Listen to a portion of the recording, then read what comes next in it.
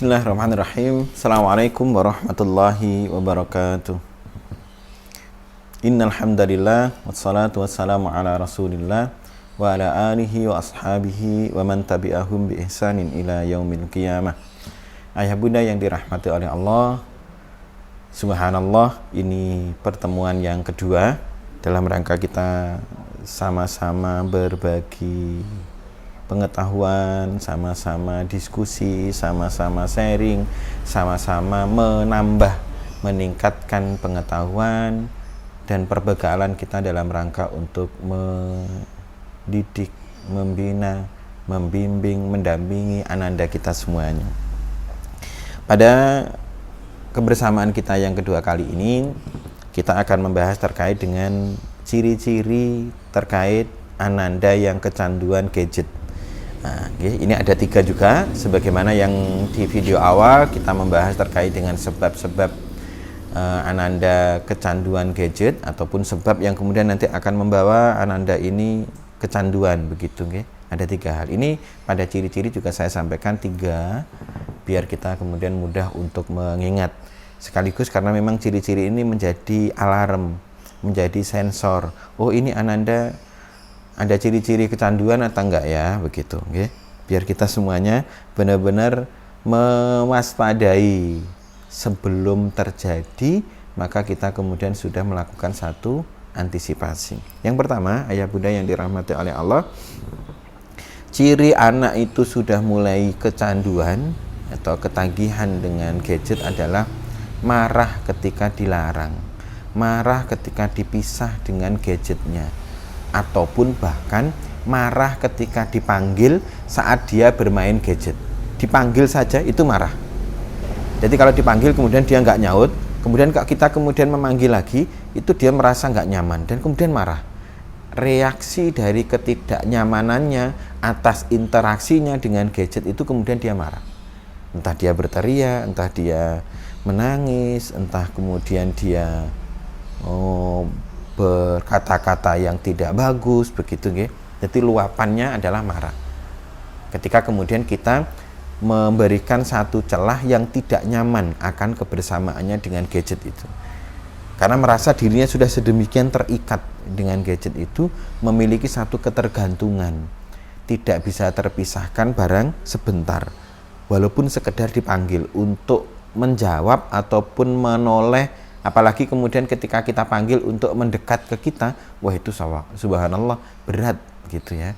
Karena dia harus berpisah dengan gadgetnya. Ataupun terkadang ketika pun kita panggil kemudian mendekat itu masih sambil melihat ke gadgetnya.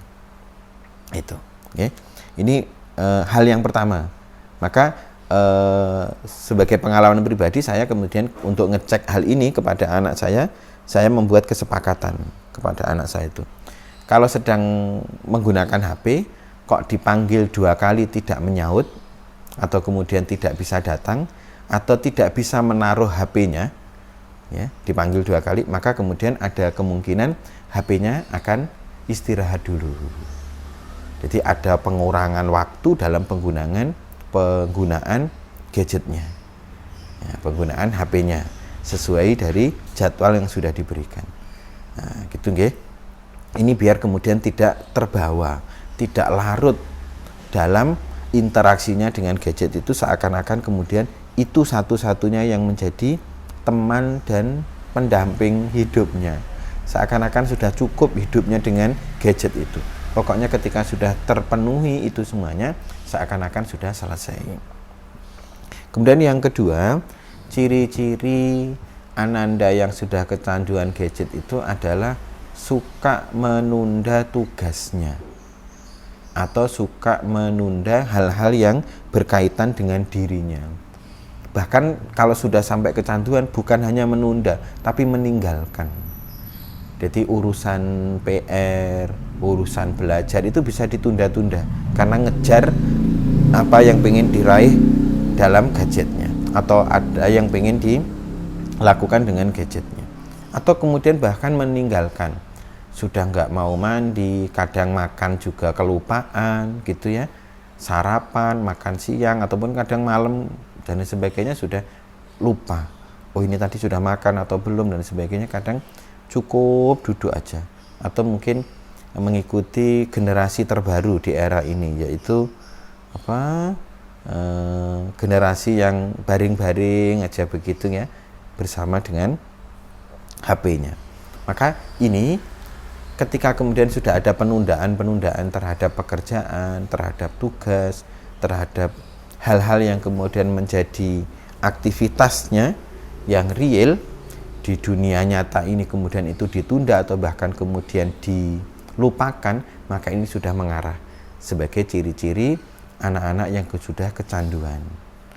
Nah, ini ayah bunda yang dirahmati oleh Allah. Disinilah yang kemudian benar-benar kita harus bisa memperhatikan keseharian anak-anak ini tuntas enggak dengan aktivitasnya. Apakah tuntas tapi kemudian asal selesai? Itu juga menjadi perhatian kita semuanya. Maka kita sebagai orang tua kemudian perlu ngecek ya, mengevaluasi juga hasil kerja anak-anak kita, khususnya ketika kemudian terkait dengan hal-hal yang bersentuhan dengan pelajaran, dengan tugas-tugas dari sekolah dan sebagainya, benar-benar harus dicek gitu. Bukan asal segera selesai ya, secepat mungkin sehingga kemudian bisa leluasa untuk melanjutkan aktivitas dengan gadgetnya. Nah, ini yang harus kemudian menjadi perhatian kita semuanya. Ini bukan sekedarnya, ini bukan asal-asalan, ini bukan ala kadarnya. Maka yang kemudian menjadi perhatian kita untuk turut serta mendampingi Ananda memaksimalkan potensinya dalam rangka menyelesaikan tugas-tugas yang menjadi kewajibannya. Itu yang kedua, nggih, ayah bunda. Ketika kemudian sudah ada penundaan atau melupakan atau meninggalkan esensi dari tugas dirinya yang kemudian itu bersinggungan dengan apa yang menjadi amanahnya, maka kemudian harus benar-benar diperhatikan. Sikap kita harus sudah mulai tegas di sini, gitu ya. Dari yang tadi awal marah-marah ketika kemudian diingatkan atau dipisah dengan gadgetnya, maka ini sudah mulai mengarah kepada meninggalkan aktivitas pribadinya. Bahkan itu tadi, makan mandi itu aja kemudian bisa ditinggalkan ketika anak itu sudah mulai kecanduan dengan gadgetnya.